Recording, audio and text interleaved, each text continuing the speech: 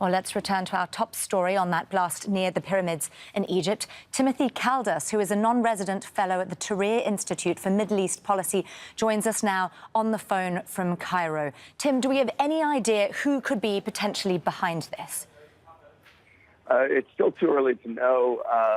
The last time we had an attack on a tourist bus that had been leaving the pyramids in December, no one ended up claiming responsibility, and to this day there's a debate about who might have been involved, because the type of explosive used was something you might see from Hazm, but at the same time they generally don't have a history of targeting civilians. They focus mostly on the security forces, so the target seemed out of line with their normal focus. Tim, there were tourists who appeared to be the target here. Is that a seeming change of tactic? Well, it depends on who was engaged in it, right? So if it was ISIS, then no. They've targeted tourists in the past. The most notorious attack of theirs on tourists was the Metro jet bombing, in which they downed a Russian civilian passenger aircraft and killing everyone on board. So if it is ISIS, which is very likely, then this would be consistent with their past. However, if it's a different group, then yes, then that would mean that people are changing tactics and expanding their targets. Tim, what kind of a response are we likely to see from Egyptian security forces here?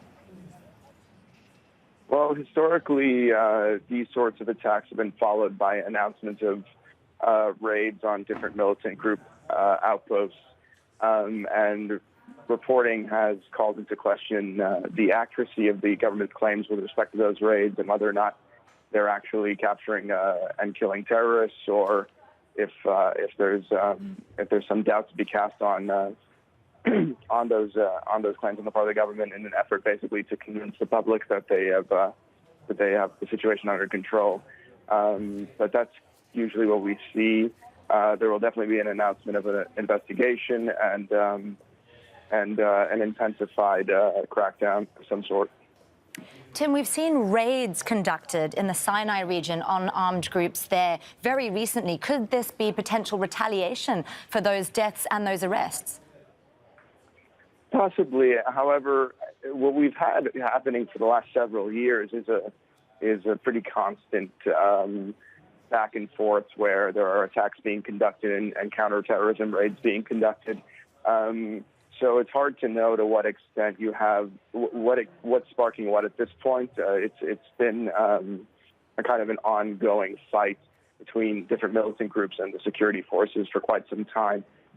So it may not be the case that this is a response to any specific attack, but the more general fight that's been going on between those groups.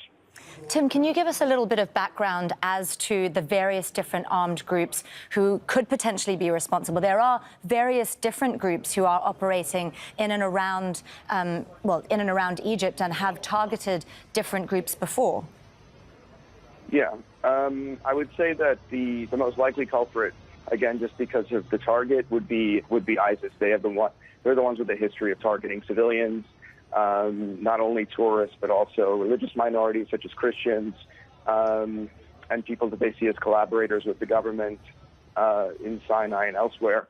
So in all likelihood, it would be them.